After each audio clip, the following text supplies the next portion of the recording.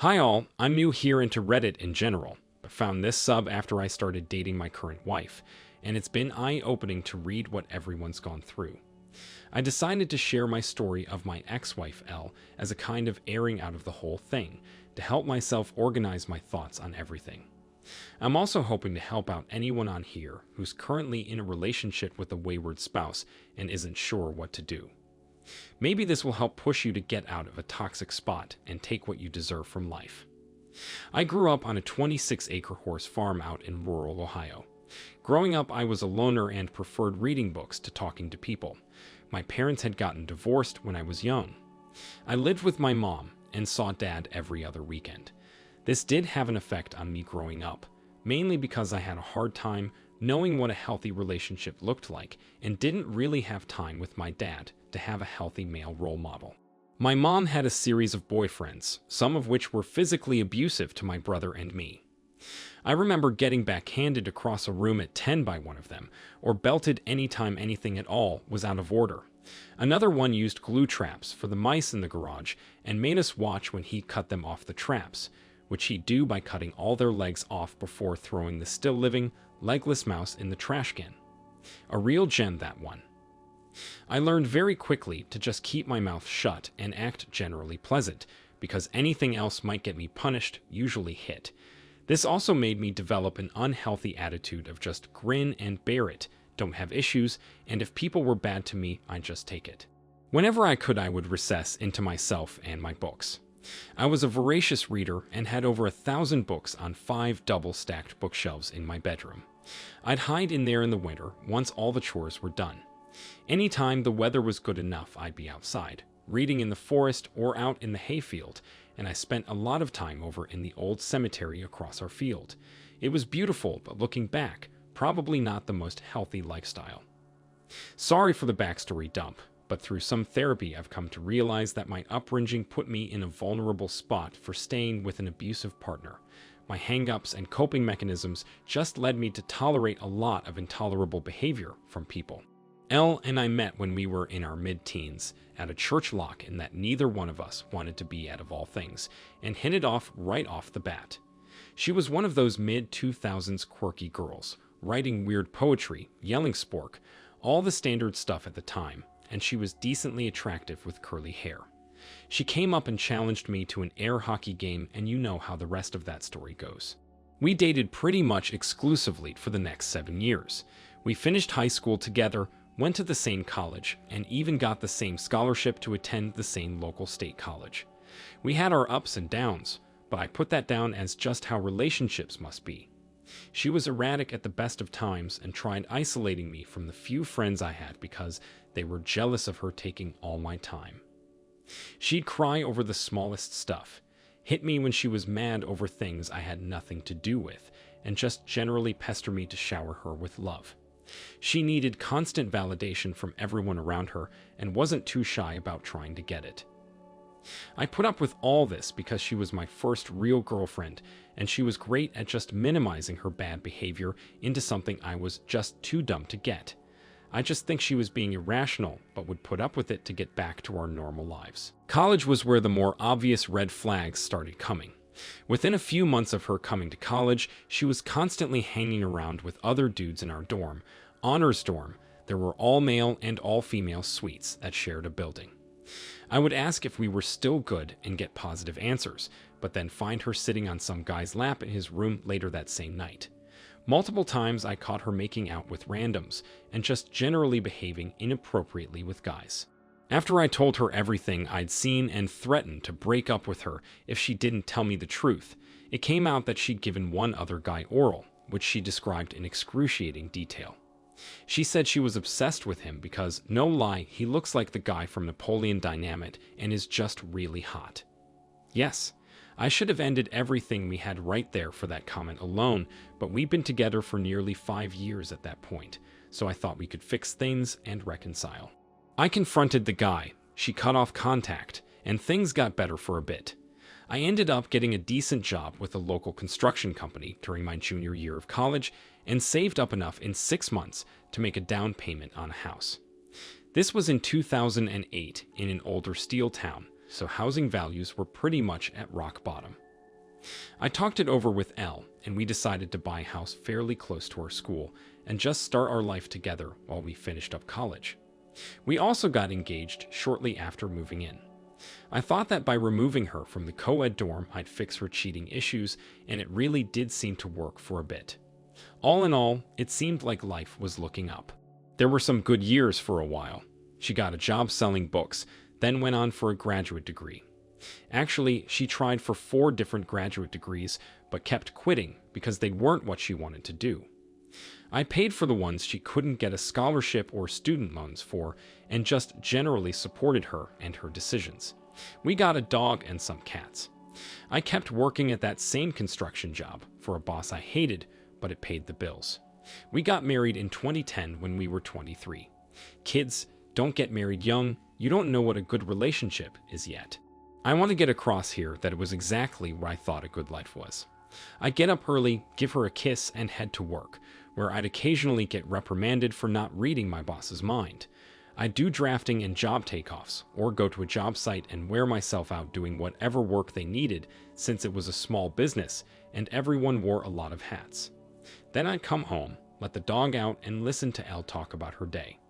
If I complained about my day, I wasn't being manly enough and was just adding to her stress, so I'd just start making dinner or mowing the lawn, whatever. Rinse and repeat. I thought this was completely normal and maybe even better than average. The wheels really started to come off, though I didn't know it for a while, when Elle got a new job with a local energy company doing the mapping. She was finally making more than minimum wage and was only there for a few months before her boss's boss took notice of her. I don't think it was 4 months before suddenly she got a job as a process assistant in a large nearby city, which was a 2-hour drive for her. I'm not sure of the details, but within those same few months, she started an emotional and eventual physical affair with her new boss.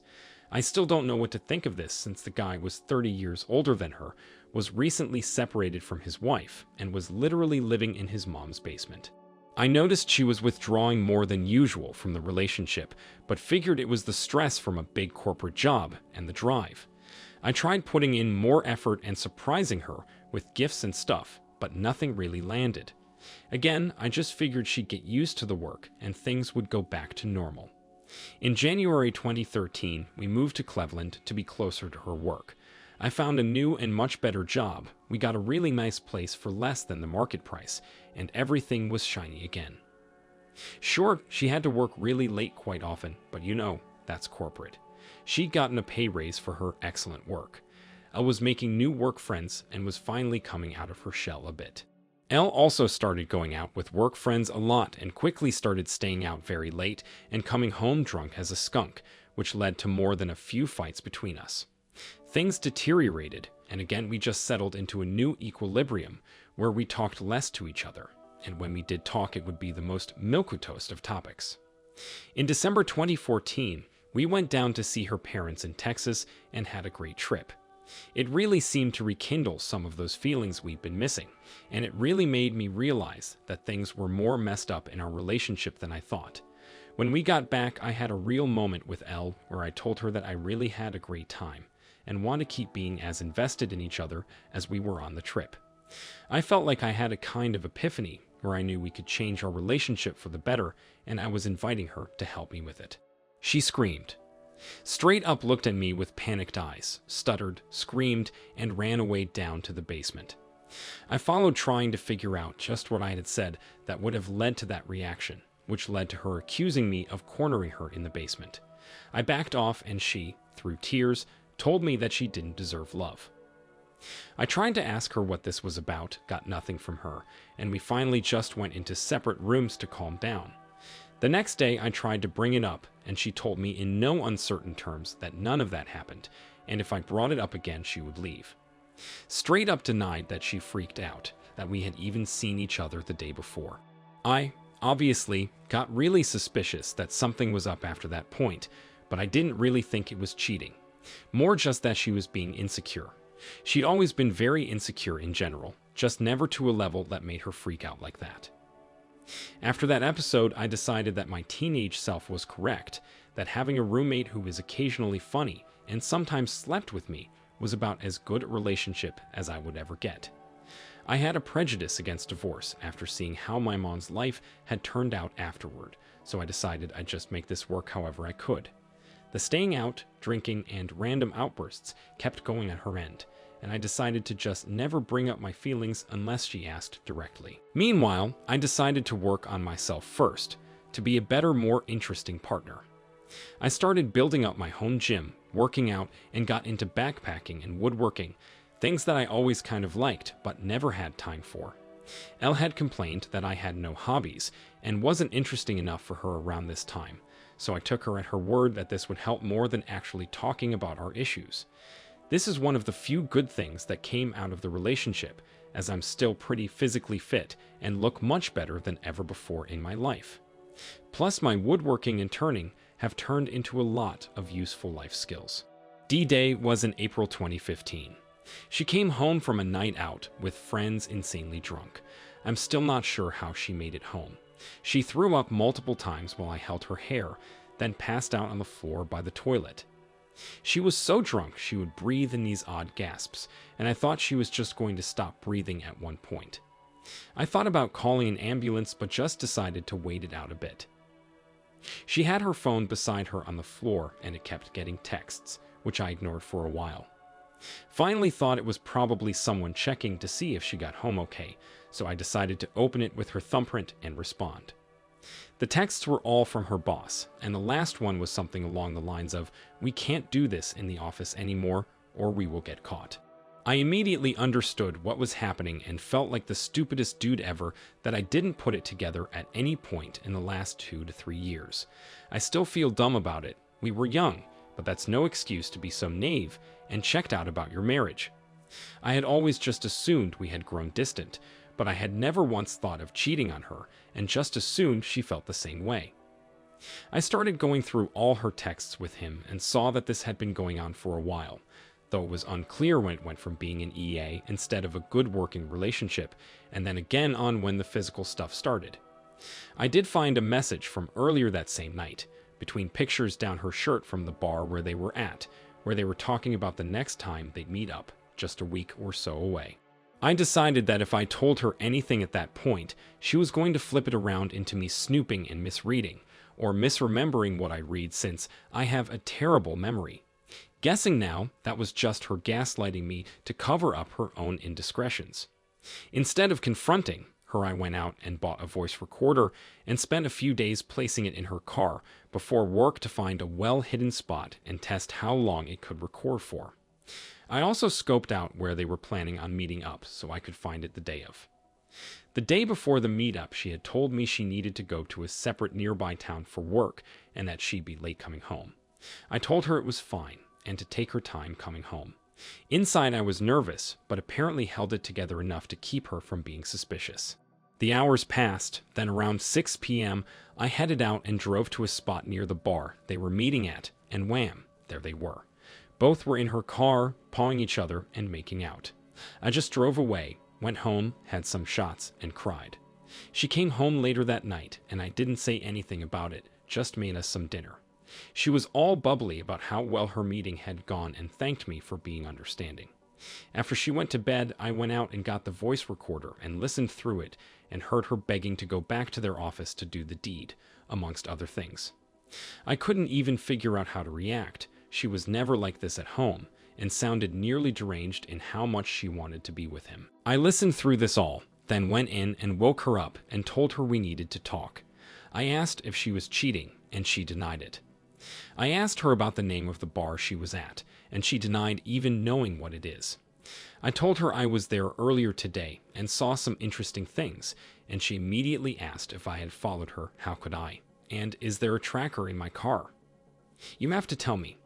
I'm going to have a panic attack. You can't just track me. Again, insane. I told her I had read her texts from a few weeks ago and went to the bar where she said she was meeting S, her boss. This turned into opening her phone to show me no such texts existed anymore, which I think she thought would negate the fact I went there and saw them. So crazy thinking about it. Finally, she says that yes, she had been seeing S, they'd been together a few times, and finally, if I made her stop seeing him, she wouldn't love me anymore. Somehow this worked on me. I had no self-confidence, didn't like divorce as an institution, and figured being with someone to split the bills was better than being alone. And for a few months that was it. She'd have meetups with him. I would try to talk her out of it. There were crazy moments. S had other girlfriends and L knew about them and got jealous of them. One time she came home sobbing, and I hugged her while she told me that she thought S was breaking up with her for someone else. I just went still inside. I don't think I felt anything other than a kind of ironic humor in it, like an eye-rolling feeling. Still don't know why I stuck around after that. And of course, they kept seeing each other. Around this point, she also started having one-night stands with random other guys. I found out about a few of them over the years and suspect a few more. Finally, I drove myself into having a panic disorder and decided enough was enough. I gave her the voice recorder and demanded that she break it off with S and record herself while she was telling him or I was out. She cried but finally relented. The next day she did what I asked. When S found out, I knew he immediately panicked, and I got to watch those texts come in on L's new Apple Watch that she didn't realize didn't delete texts that you removed from your phone. Things settled a bit, and we went to marriage counseling for a session. I agreed to not tell the counselor about her infidelity this session, as the condition for L to even go. The counselor then spent the whole session telling me I was smothering L by wanting to go through her phone and know where she was, which I only started doing after the cheating. We never went back. That was from 2015 to 2016. After that, we stayed together, and about twice a year, I'd find some new infidelity. Once she was drunk and did oral on a guy she worked with in the bathroom. Once, on a work trip out of state, she started texting a guy and started the weirdest EA I've ever heard of. A decent chunk of his texts was about how his grandmother had to wipe his butt until he was in his mid-teens and he liked it. The whole time I just got used to pain shopping. It almost became a game for us, where she'd find out how I found out, would swear to stop seeing / talking to / screwing so, and so while also disconnecting her Apple Watch or not using her car, etc. Looking back, I just kind of got used to it. I checked out of the relationship in any real sense. Funny enough, we'd have fights about me not being invested in the relationship during this time too. I finally had enough when I got a message out of the blue from one of her coworkers' wives, and she'd caught her husband and L texting and snapping. She sent screenshots of them to me and said that she wanted me to know.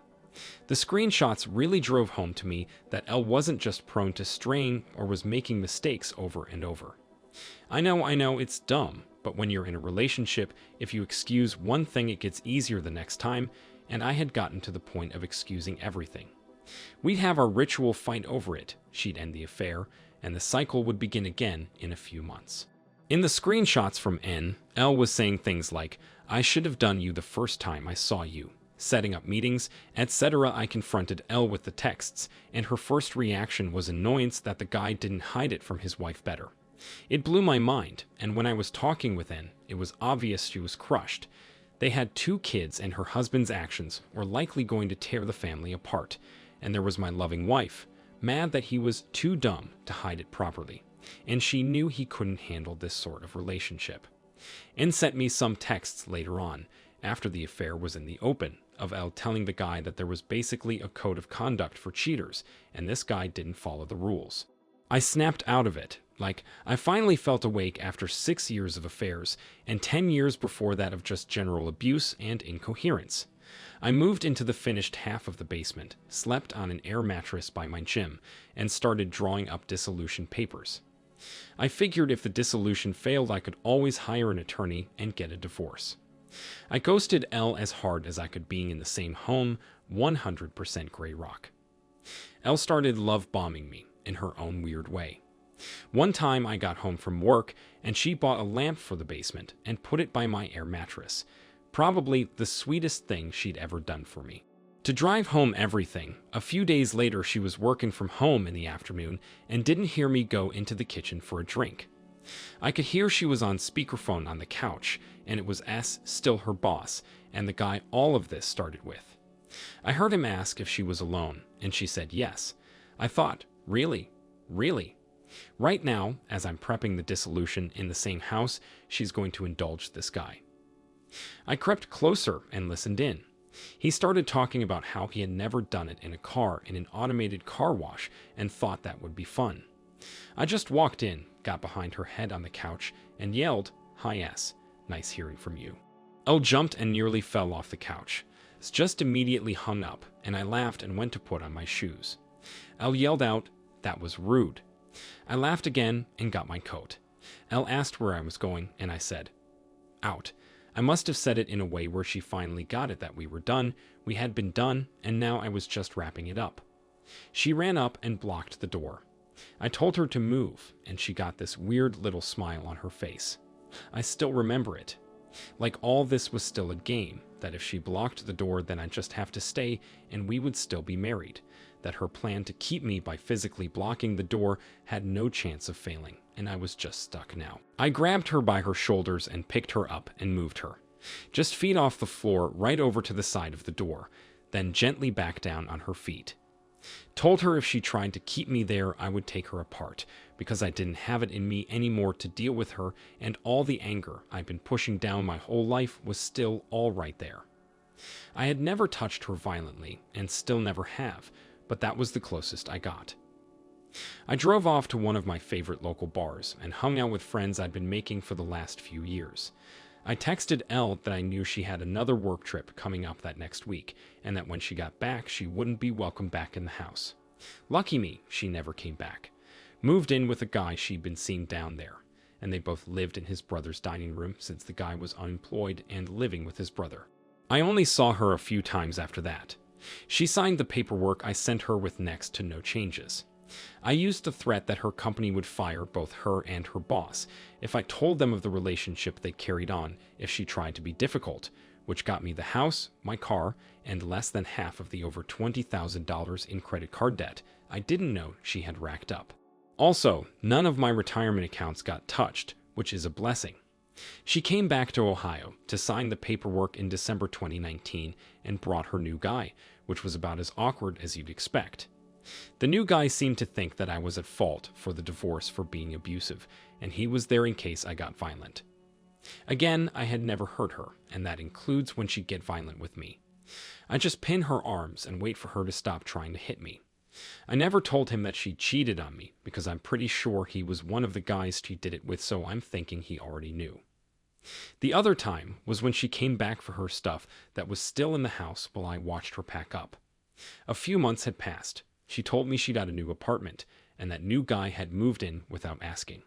She found out when he was helping her move and sat the urn with his dead dad in it on her table. She gave me a weird help me look, and I just laughed. After that, I didn't see her again.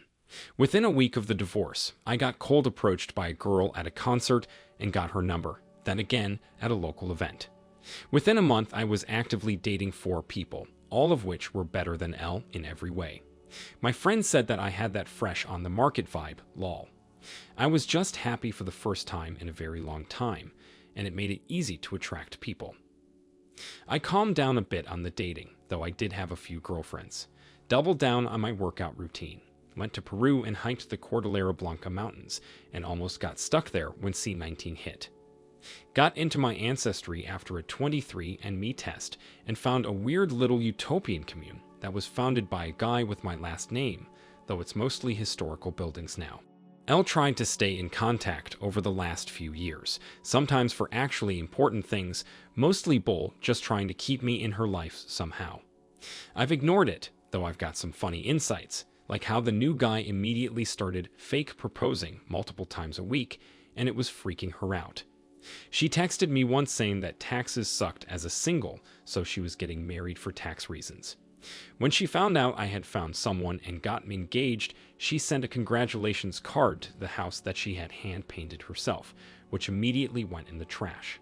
Or the fact that the new guy was recently diagnosed with MS. I don't see Elle sticking around and suddenly finding her caring side to take care of a dude 10 years her senior with a neurological issue. In August 2020, I encountered my current wife, C. She's amazing. Had gotten out of a bad marriage with a guy who seems a mirror image of Elle. We hit it off when I was talking with a buddy of mine, and I said, "I'm just looking for someone normal." She heard me, and we both looked at each other for a second with a funny me too look, We got married after 2 years of dating this last September, and we've never even fought once in the last year. She takes care of me, I take care of her, we talk every day, and it's always beautiful. It's really tough to describe, but she's the one.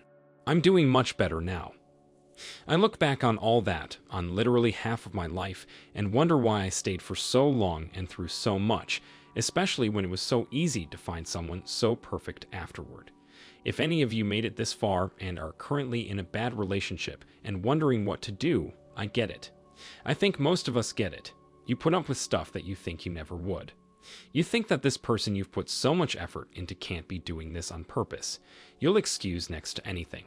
You actively make yourself into a doormat. It's not worth it. Just get out, because whatever led to cheating once, it'll happen again and again after that. Cheaters will tell themselves whatever they need to in order to not feel bad about themselves and their actions. They will always justify it to themselves and to you, and you'll always wonder what they're doing when they're not with you. You deserve better. So leave, cut losses, and do whatever you need to. My hang-up on divorce and low self-confidence kept me in way longer than I ever should have, and nothing that happened in the relationship in the years after I found out helped me in any way. The only person that can get you into a better headspace is yourself, and focusing on you and the people that actually care about you. It gets better once you leave. OP, your redemption story is absolutely incredible. I think this is by far one of the best redemption stories I've read on this sub. I am more than proud of you that you were able to get your life back together. You are now living the life you deserve to live, and your ex is history. Let's all have a toast to celebrate OP's victory. Thank you for taking the time to listen to today's story. If you enjoyed listening, please feel free to like and subscribe if you haven't already. Also, comment below with your thoughts on today's story. Take care, everyone.